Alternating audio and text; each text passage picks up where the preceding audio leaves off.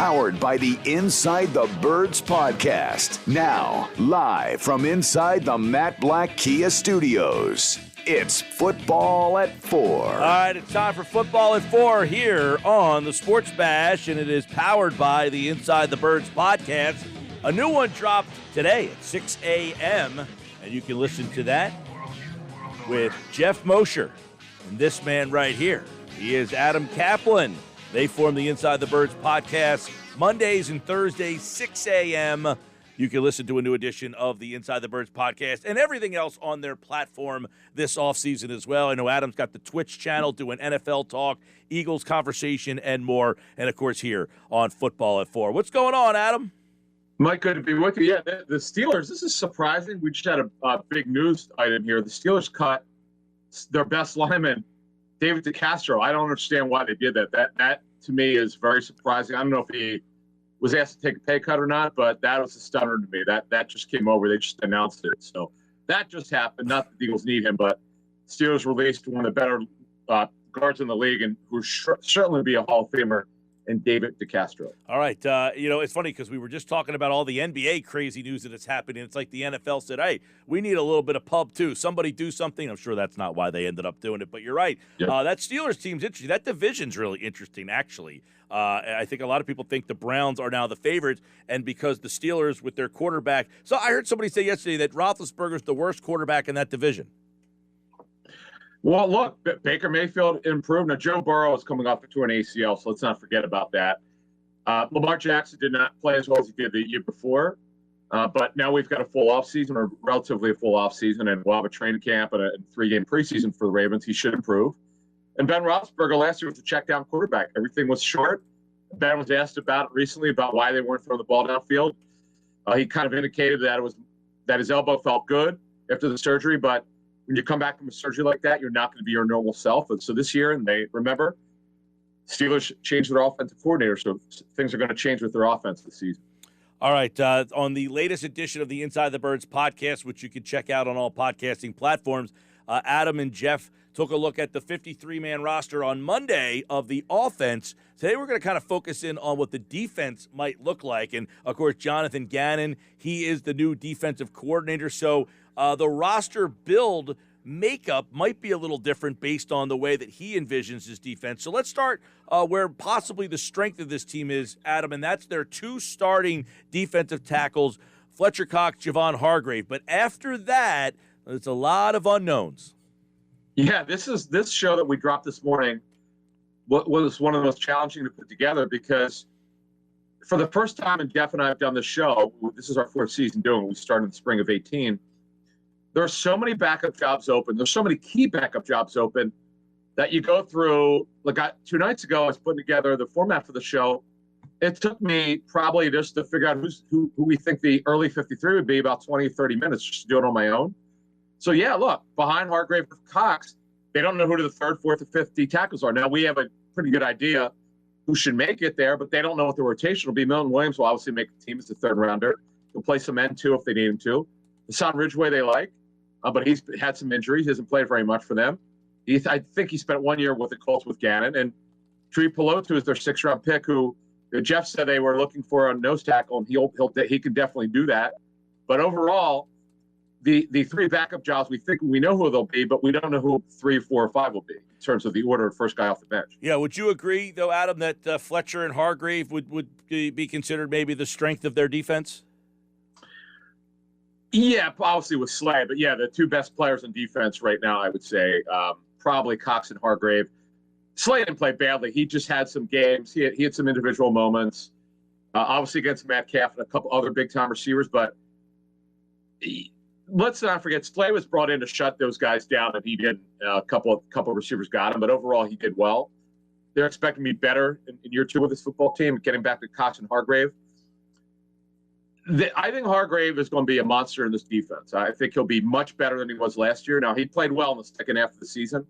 Got off to a slow start because he missed a lot of training camp with his pectoral injury. But I'm expecting him to do well. But the DNs here, though, the ones who are going to get the pass rush here. The Graham, Barnett, and we'll get to Sweat and Kerrigan and all. But I'm expecting Cox and Hargrave to do well in this defense. Let me real quick on Milton Williams. I mean, is he a guy they think is a pass rushing guy that will replace one of these guys somewhere down the road? Is he a rotational player? What do they kind of view him as? No one told me this, but I just know we had said that we had heard Tracy Rocker, the D-line coach, liked him of all the people who turn in grades for the Eagles, because every player gets several grades turned in. It's the position coach, the area scout, scouting director. They'll get a guy like Milton Williams probably had at least 6 grades turned in, and this is a guy they thought had tremendous upside. Potentially start, by the way. I'm not saying he's going to replace Cox, but he could in maybe 3 years from now, maybe by his 3rd year. Because by contract structure, it would not surprise me if Cox does not play well this season, that 22 is his last season.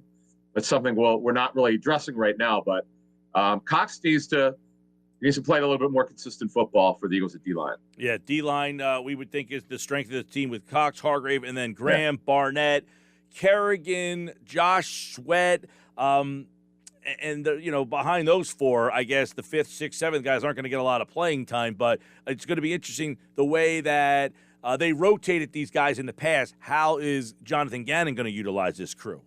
Yeah, here's the question. So we know, as you said, Graham, Barnett, Sweat, and Kerrigan. Kerrigan will also be a stand-up linebacker. He'll go back and forth. It could be by game, whatever. He's a pass rusher. That's what I'm calling him. I'm not calling him a specific position. He's just a pass rusher. He'll count more as a DM than linebacker, but he's a pass rusher. The question is, do they keep Teron Jackson, their 6th rounder? Because remember, Milton Williams has the ability to play end, so they may not keep him. Right now, I have him on the roster as a 5th DN, because remember, we reported a couple months ago that Jannard Avery and Osman are moving to strong side linebacker. So that leaves the door open for a guy like Teron Jackson, their 6th rounder, to make it. All right.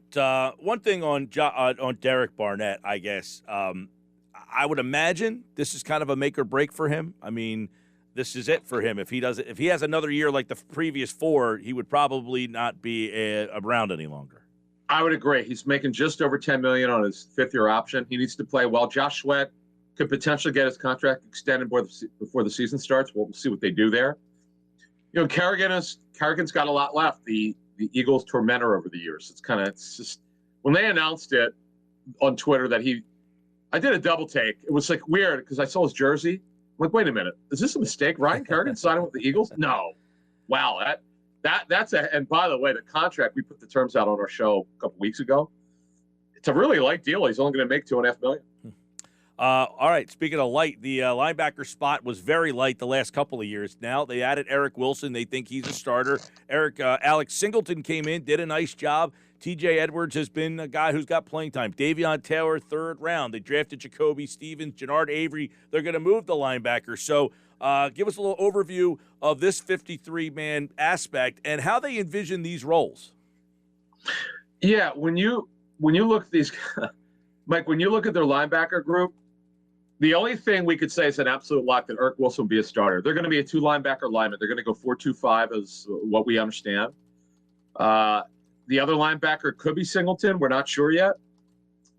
We know that Avery has the leg up on the strong side linebacker job. We're so young in this defense here in terms of learning. We're not sure.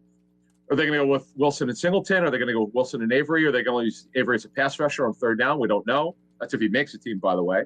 He's on the final year of his deal. Davion Taylor, we think he'll be on the team because he's a 3rd rounder, but I don't know how much he'll play. TJ Edwards is strictly a rundown guy. Jacoby Stevens is learning how to play linebacker here. So we've got 6 guys making for now. Wilson, Edwards, Singleton, Davion Taylor, Stevens, and Avery. By the way, on the show that dropped today, you could hear our breakdowns in we have analytic information.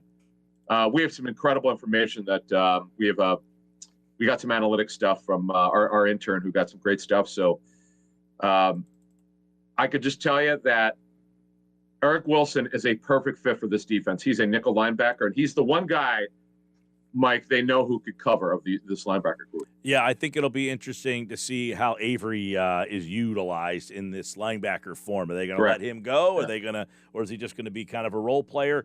That's going to be one guy that I'm kind of interested in. Now, when you go to this secondary, obviously Slay, and then we've essentially don't know much about the rest of this crew. I mean, we think Maddox will make the team, but McPherson was drafted in the 4th round, and then after that, it's almost like let's pick him out of a hat.